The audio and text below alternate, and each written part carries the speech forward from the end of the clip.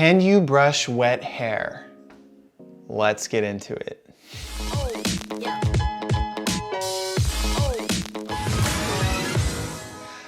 What's up guys, Trav White here. Welcome back to the channel where we talk all about the science of style and grooming. Now this graph here shows that only about 15% of you guys who watch the channel are actually subscribed. So I'd love it if you can even this graph out more and smash that subscribe button. I also have a hair and beard growth community on Facebook called Mannered Manes. So come on over to that and join the family. And lastly, check me out on Instagram where I post a bunch of cool styles and outfit inspirations at Trav_White_. All right, if you're a guy with short hair, you probably don't need to worry about this as much because you can kind of brush your hair wet or dry and not worry too much about breakage because it's not long enough to have enough friction to cause much damage. But if you have long hair, then this video is for you. So I was just doing some light reading the other day from a textbook that is sort of considered the Bible of hair science, right? This incredibly dense read of this $250 textbook called The Chemical and Physical Behavior of Hair by Dr. Clarence R. Robbins. So why was I reading this? Well, I'm a nerd about this stuff and I spend my free time studying the physical and chemical behavior of hair. So you don't have to, but I also bought it so I can summarize different parts of this text for you in future videos so you don't have to go out and read it or buy it yourself. Trust me, it's a really dense, long read. Anyways, all the info I cover in this video is from that very long scientific book. So if you have an argument with any of the info, then take it up with Dr. Clarence Robbins, which I don't think you can anymore because unfortunately he passed away in 2013. So RIP Dr. Robbins, your work will live on through this channel. And I'm sure other scientific journals that are much more renowned than this channel too. This video is gonna be 3 parts. Part 1 is going to cover identifying what causes hair breakage. Part 2 is gonna cover specifically brushing wet hair versus dry hair. And then part 3, we're gonna finish it off with some mistakes that most men make and some prevention tips you can implement into your routine, some action items. So let's start at the very beginning, part 1, which is to identify if the hair fall that you're seeing is breakage or actually shedding. So I have a whole other video on how to identify which is which, but the short of it is if you see a little white bulb on the end of your hair shaft, then it's most likely shedding, right? And if you don't see that bulb and or that piece of hair is a little shorter than your full length of your hair, then that would be breakage. So what causes breakage and how do we prevent it? So according to the text, breakage is caused by 2 competing factors: high friction on your hair and low strength of your hair fibers. So friction combined with low strength equals breakage.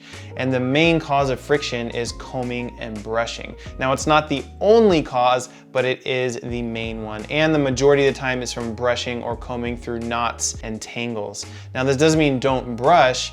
You need to brush to get the knots out, but you can also overbrush or brush too harshly. So the goal is to make brushing your hair easier and gentler and find the right balance of how often to brush. So how do you do that? So as I was reading this book, there's an actual equation for combing force and what makes combing harder versus easier. So basically an increase in fiber curvature, AKA your curl pattern, how hard you're brushing, AKA the friction you apply to your hair, and the static charge of your hair will make it more or less difficult to comb. So sorry to my curly hair brothers that an increase in fiber curvature makes it much harder to comb and brush through. Now, an increase in fiber strength and hair shaft diameter and from cohesive forces like leave-in conditioners and things like that make your hair easier to comb. Here's actually some good news for my guys with curly hair is that Robbins tested combing wet versus dry hair for people with curly hair and found that combing forces were much, much lower for wet curly hair. So the research found that wetting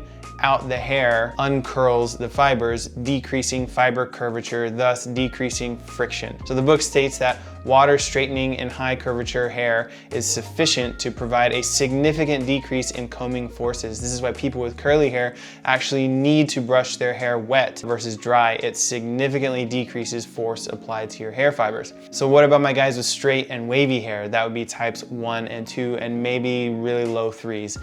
Should you brush it wet or dry? So it's actually not as simple as you might think. So take a look at this graph. So as you can see with wet hair, the combing load is initially very strong when you're starting the comb, but then as you move through the hair, the combing load decreases and decreases and decreases. So with dry hair, it's actually the opposite. The combing load starts off much lower, but right when you get to the ends of your hair, the combing load spikes. And this is because the ends of your hair tend to wrap around the bristles, which increases the curvature, thus increasing the force and the chance for breakage. So by the time you get to your ends, if you're shoving the brush through your hair, you could increase breakage much more with your hair dry than with your hair wet. So what can you do? So you can brush your hair very gently when it's damp. So I think that'll be a lot less force. So adding a little bit of conditioner to your ends to allow slip through your ends when your hair is dry is one way to help. Get a brush with very loose bristles. That's also gonna help quite a bit. And if you've seen any of my brushing videos, you know that I love my Tech hairbrush.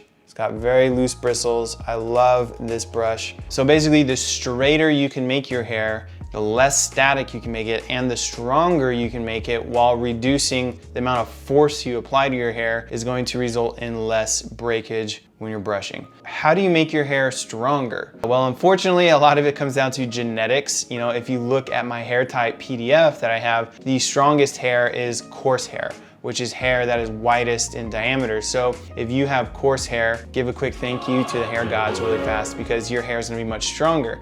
If you have fine hair like me, then your hair is going to be much weaker and more prone to breakage when you're brushing. So what can you do? I have very few tips here, but the few that I do have are when you're brushing fine or weaker hair, on your wash days, use a shampoo and conditioner with protein in it just to help keep your fibers strong because your hair will probably have a little less protein than coarse hair. When brushing, add some conditioner to any knots or tangles or something like argan oil to help increase the slip. So your hairbrush with loose bristles can slide through that tangle much easier rather than getting caught and forcing through and breaking it. The other thing you can do is to use a hairbrush with really loose bristles rather than strong nylon or something like that, so it ebbs and flows with your hair rather than rigidly forcing its way down. Other than that, you're just gonna have to be really careful and be really gentle. So let's move on to part 3 of this video. We're gonna cover some mistakes men make and how to lower the friction when brushing. So when most guys brush their hair, they tend to just stick the brush in and go full force from their scalp all the way to their ends and just bulldoze through any obstacles they might run into. While this is a great strategy for a running back in the NFL,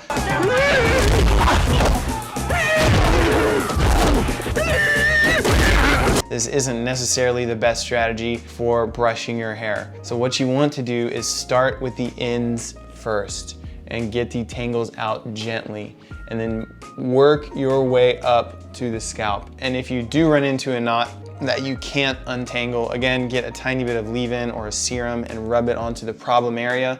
This is gonna create some slip in a localized area that you can gently work the brush through to untangle that spot. The ultimate goal is to be able to gently brush from your scalp all the way down to your ends without any tangles and brushing it very gently. So this also begs the question, what kind of hairbrush should you use? I mean, I already talked about it, but this wooden Tech hairbrush is my all-time favorite. And it's made from ash wood, it's handmade, I'll link to it in the description, but it's anti-static, it absorbs and spreads oils, I think much better than boar bristles, and it also detangles a lot better than nylon. I will probably never use anything besides a wooden hairbrush again, knock on wood, at least when it comes to hair care. Obviously, if I'm styling my hair, I might use like a round brush or a Denman brush, but when it comes to detangling, I'm about 99% sure I will forever be a wooden brush fanboy. But anyways, that's all I got for you guys in this video. What do you think? Are you gonna change how you brush based on some of the findings in that graph? Let me know in the comments, and I will see you guys in the next video.